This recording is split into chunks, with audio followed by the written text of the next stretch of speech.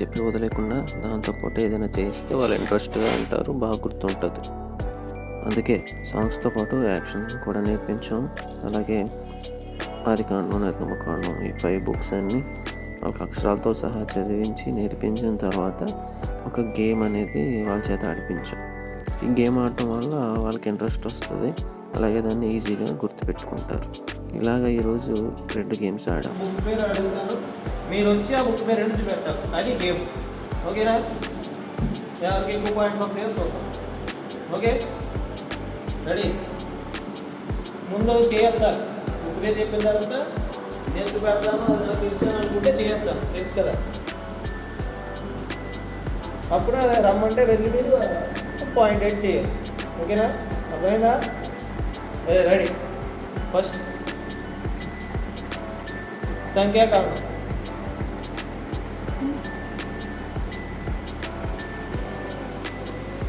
Very good. పిల్లలు అన్నాక అల్లరి చేస్తారు. అల్లరి చేయకుండా ఎలా ఉంటారు? ఇంతకుముందు వీళ్ళు చాలా అల్లరి చేసేవాళ్ళు. వీళ్ళు కొంతమంది చర్చ్ జరుగుతుండగా, ప్రసంగం జరుగుతుండగా కింద నుంచి అల్లర్లు, వాళ్ళ మాటలు వాళ్ళవి, వాళ్ళ గోల వాళ్ళది, చాలా అల్లరిగా ఉండేవారు అనమాట. సో ఇలా అల్లరి చేస్తున్నారు కదా అని చెప్పి మనం ఏం చేయకూడదు అంటే వాళ్ళని కొట్టడం ఇవన్నీ చేయకూడదు. ఎందుకంటే నేను అలాగే నాకు కొంచెం కోపం వల్ల వాళ్ళని కసిరేవాడిని. దానివల్ల వాళ్ళు భయపడతారు. అలాగే వాక్యము చదువుకురమ్మని చెప్తాం. కొంతమంది చదువుకు రాలేని వాళ్ళు ఉంటారు, కొంతమంది చదివే వాళ్ళు ఉంటారు, చదవలేని వాళ్ళు ఉంటారు. అన్ని చోట్ల కామన్గా ఉంటారు ఈ రకమైన వారు. సో మనం ఏం చేయాలంటే జాగ్రత్తగా వాళ్ళని నడిపించేలా ఉండాలి, వాళ్ళని బెదిరించేలా కాదు, వాళ్ళని భయపెట్టేలా కాదు. ఆ భయంతో వాళ్ళు ఏం చేస్తారంటే రారు. వాక్యం చదువుకుని రాకపోతే నీకు పనిష్మెంట్ ఇస్తాను, కొడతాను అని మనం చెప్పినప్పుడు వాళ్ళు భయపడి తర్వాత రోజు వాళ్ళు రారు అనమాట. సో వచ్చిన వాళ్ళు, చదివే వాళ్ళు, ఇంట్రెస్ట్గా ఉన్న పిల్లలు వస్తారు. కాబట్టి మనము తప్పిపోయిన వాళ్ళని తీసుకొచ్చేలా ఉండాలి, కానీ ఉన్న వాళ్ళని తప్పిపోయేలాగా చేయకూడదు అనమాట.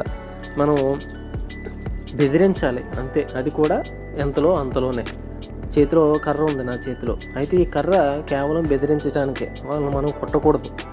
కొడితే కనుక వాళ్ళు మొత్తానికి దేవునికి దూరంగా అయిపోతారు. మనం వాళ్ళని దేవుని నుంచి దూరం చేసిన వాళ్ళం అవుతాం. ఇన్స్టెడ్ మనం వాళ్ళకి నేర్పించాలి, కానీ ఈ పనిష్మెంట్ల వల్ల మనము వాళ్ళని దేవుడికి దూరం చేయకూడదు. అయితే వాళ్ళు అల్లరి చేయడం వల్ల ఆ కర్ర అనేది కేవలము ఏంటంటే బెదిరించడానికి, కొంచెం కంట్రోల్లో ఉంచడానికి. ఏదైనా వస్తువు ఉంటే ఆ వస్తువుని, కుర్చీని కానీ టేబుల్ కానీ ఆ కర్రతో కొట్టి సైలెన్స్ చేయడానికి ఆ కర్రను ఉపయోగించాలన్నమాట. నేను అలాగే ఉపయోగిస్తున్నాను. సో ఇలాగా రాను రాను పిల్లలు మెల్లమెల్లగా ఇంట్రెస్ట్గా నేర్చుకుంటున్నారు అన్నమాట. ఈ అల్లరంతా మెల్లమెల్లగా తగ్గింది. ఎందుకు అంటే ఇటువంటి విధానాల్లో వాళ్ళకి దేవుని వాక్యాన్ని నేర్పిస్తున్నాం కాబట్టి. బోర్డు మీద వాళ్ళకి అక్షరాలు రాసి, పదాలు రాసి చెప్పమని చెప్పినప్పుడు షైగా ఉన్నవాళ్ళు, ఇంట్రోవర్ట్గా ఉన్నవాళ్ళు కూడా వచ్చి ఎంచక్కడగా ఎంజాయ్ చేస్తూ ఆ పదాలు గుర్తుపెట్టుకుని ఆ బుక్స్ నేమ్స్ వాళ్ళు చూపించడం జరిగింది.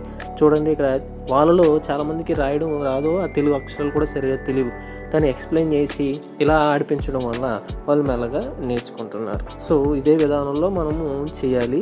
అలాగే మీరు కూడా ఇదే విధంగా మీరు కూడా కొత్తగా లేదా మనం నేర్చుకున్న, మనం చిన్నప్పుడు ఆడుకున్న ఆటలన్నింటిని మనము గ్యాదర్ చేసుకుని కొత్త రకమైన దేవుని మాటలు వాళ్ళకి చెప్పడానికి, కొత్త రకమైన వైవిధ్య మార్గాలు మీరు కూడా ఏమైనా ట్రై చేసి ఉంటే కామెంట్ చేయండి, మాకు కూడా సహాయపడుతుంది.